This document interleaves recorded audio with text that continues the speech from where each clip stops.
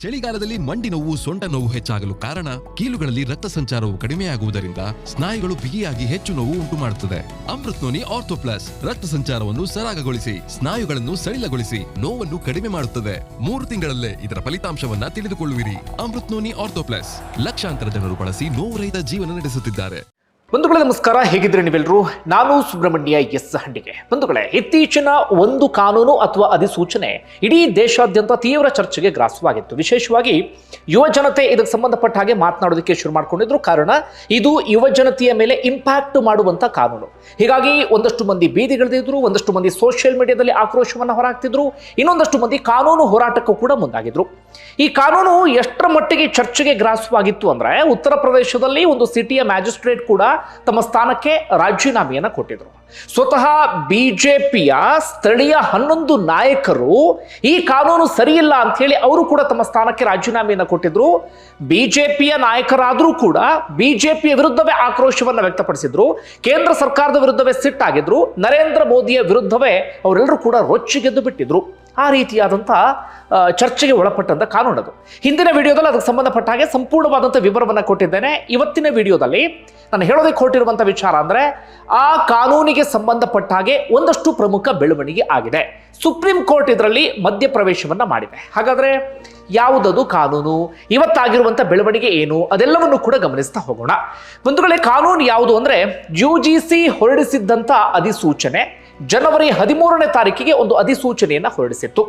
ನಿಮ್ಮೆಲ್ಲರಿಗೂ ಕೂಡ ಬಹಳ ಚೆನ್ನಾಗಿ ಗೊತ್ತಿರುತ್ತೆ. ಕಾಲೇಜುಗಳಲ್ಲಿ ಹಾಗೆ ವಿಶ್ವವಿದ್ಯಾಲಯಗಳಲ್ಲಿ ಜಾತಿ ತಾರತಮ್ಯವನ್ನ ತಡೆಗಟ್ಟುವಂತಹ ಉದ್ದೇಶದಿಂದ SC ST ಹಾಗೆ OBCಗಳ ರಕ್ಷಣೆಗೆ ಅಂತ ಹೇಳಿ ಒಂದು ಕಾನೂನನ್ನ ಜಾರಿಗೆ ತರಲಾಗಿತ್ತು. ಅಂದ್ರೆ ಅವರಿಗೆ ಏನಾದರೂ ಜಾತಿ ತಾರತಮ್ಯ ಆಗ್ತಾ ಇದ್ರೆ, ಜಾತಿಯ ಹೆಸರಲ್ಲಿ ಕಿರುಕುಳ ಆಗ್ತಾ ಇದ್ರೆ, ಕಿರುಕುಳ ಕೊಟ್ಟಂತವರನ್ನ ಶಿಕ್ಷೆಗೆ ಒಳಪಡಿಸುವಂತಹ ಕಾನೂನು ಇದು. ವಿವರವಾಗಿ ಹೇಳ್ತಾ ಹೋಗ್ತೇನೆ, ನಿಮಗೆ ಅತ್ಯಂತ ಸರಳವಾಗಿ ಅರ್ಥ ಮಾಡಿಸುವಂತ ಕೆಲಸವನ್ನ ಮಾಡ್ತಾ ಹೋಗ್ತೇನೆ. ಇಂಥದ್ದೊಂದು ಕಾನೂನು. ಇದಕ್ಕೆ ಸಾಮಾನ್ಯ ವರ್ಗದ ವಿದ್ಯಾರ್ಥಿಗಳು ತೀವ್ರ ಆಕ್ರೋಶವನ್ನ ವ್ಯಕ್ತಪಡಿಸಿದ್ರು. ಕಾರಣ ಇದು ದುರುಪಯೋಗ ಆಗುತ್ತೆ ಅಂತ ಹೇಳಿ. ಮತ್ತೊಂದು, ನಮಗೆ ತಾರತಮ್ಯ ಆದ್ರೆ ನಾವು ಏನ್ ಮಾಡಬೇಕು, ನಾವಿದ್ರಲ್ಲಿ ಇನ್ಕ್ಲೂಡ್ ಆಗಿಲ್ಲ. ಕೇವಲ ಇಲ್ಲಿ SC ST OBC ಮಾತ್ರ ಇದ್ದಾರೆ. ಸಾಮಾನ್ಯ ವರ್ಗದವರು ಅಂದ್ರೆ ಜನರಲ್ ಕ್ಯಾಟಗರಿ ಅಂತ ಯಾರು ಬರ್ತಾರೆ, ಉದಾಹರಣೆಗೆ ಬ್ರಾಹ್ಮಣರು, ನಾವಿದ್ರಲ್ಲಿ ಇನ್ಕ್ಲೂಡ್ ಆಗಿಲ್ಲ ಅಂತ ಹೇಳಿ ಅವರೆಲ್ಲರೂ ಕೂಡ ಆಕ್ರೋಶವನ್ನ ವ್ಯಕ್ತಪಡಿಸೋಕೆ ಶುರು ಮಾಡ್ಕೊಂಡಿದ್ರು. ಅಂತಿಮವಾಗಿ ಅವ್ರು ಏನ್ ಮಾಡಿದ್ರು ಅಂದ್ರೆ, ಸುಪ್ರೀಂ ಕೋರ್ಟ್ ಕದ ತಟ್ಟಿದ್ರು. ಸುಪ್ರೀಂ ಕೋರ್ಟ್ ನಲ್ಲಿ ತುರ್ತು ವಿಚಾರಣೆ ಆಗಬೇಕು ಅಂತ ಹೇಳಿ ಅರ್ಜಿ ಸಲ್ಲಿಸಿದ್ರು. ಚೀಫ್ ಜಸ್ಟಿಸ್ ಆಗಿರುವಂತಹ ಸೂರ್ಯಕಾಂತ್ ಅವರ ಪೀಠದ ಮುಂದೆ ಅರ್ಜಿ ವಿಚಾರಣೆಗೆ ಬಂದಿತ್ತು.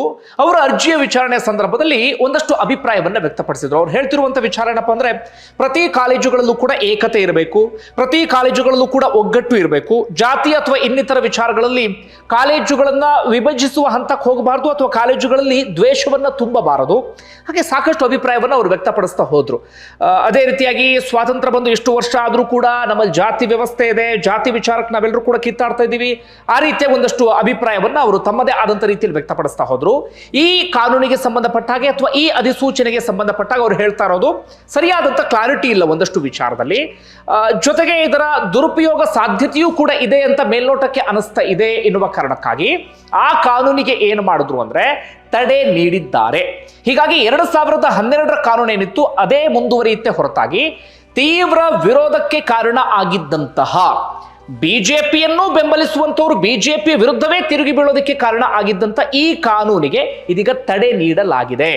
ಮಾರ್ಚ್ 19ಕ್ಕೆ ಮುಂದಿನ ವಿಚಾರಣೆ ಇರುತ್ತೆ.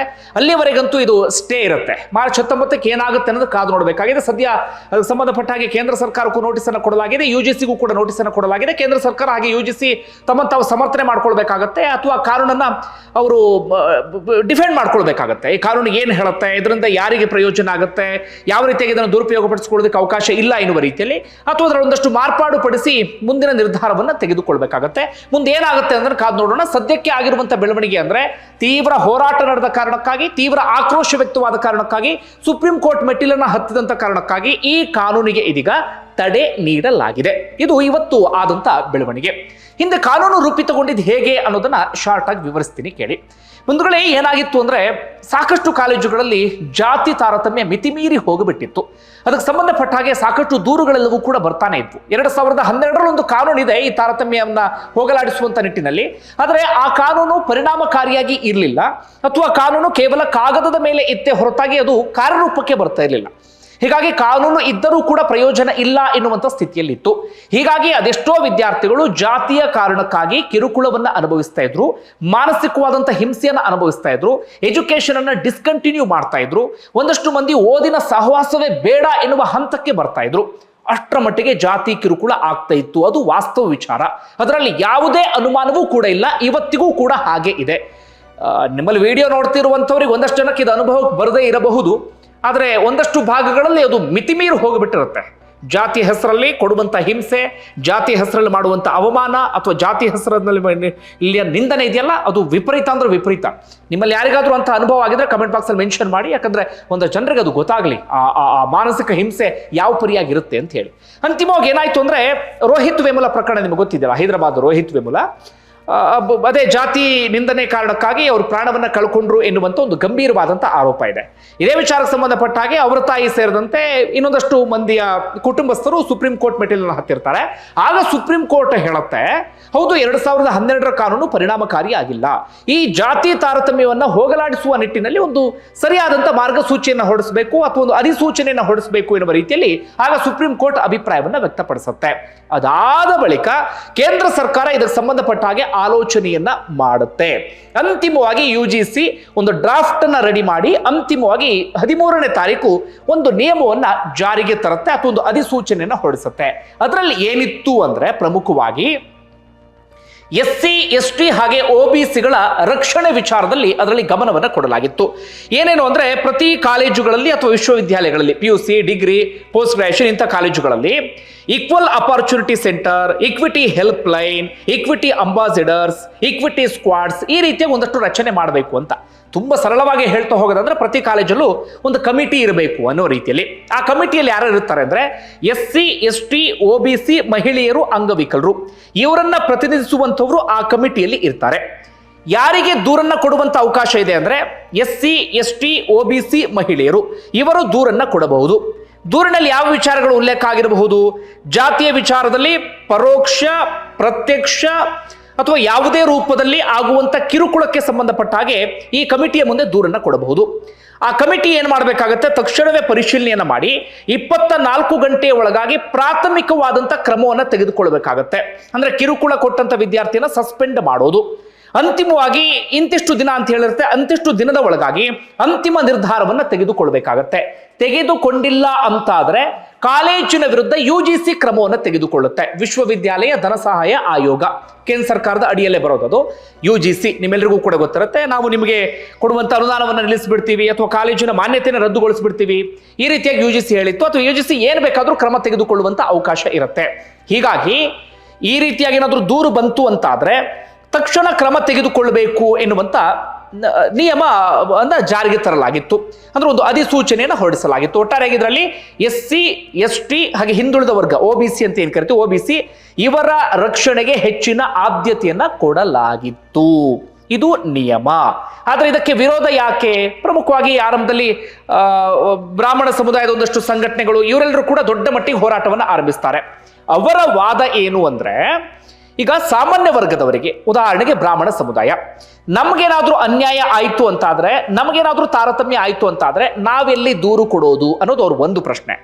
ಎರಡನೇ ಪ್ರಶ್ನೆ ಏನಪ್ಪಾ ಅಂದ್ರೆ, ಈಗ ಕಮಿಟಿಯನ್ನ ಏನ್ ರಚನೆ ಮಾಡ್ತಾರೆ ಪ್ರತಿ ಕಾಲೇಜುಗಳಲ್ಲಿ, ಆ ಕಮಿಟಿಯಲ್ಲಿ SC ST OBC ಮಹಿಳೆಯರು, ಅಂಗವಿಕಲರು ಇವ್ರು ಮಾತ್ರ ಇರ್ತಾರೆ.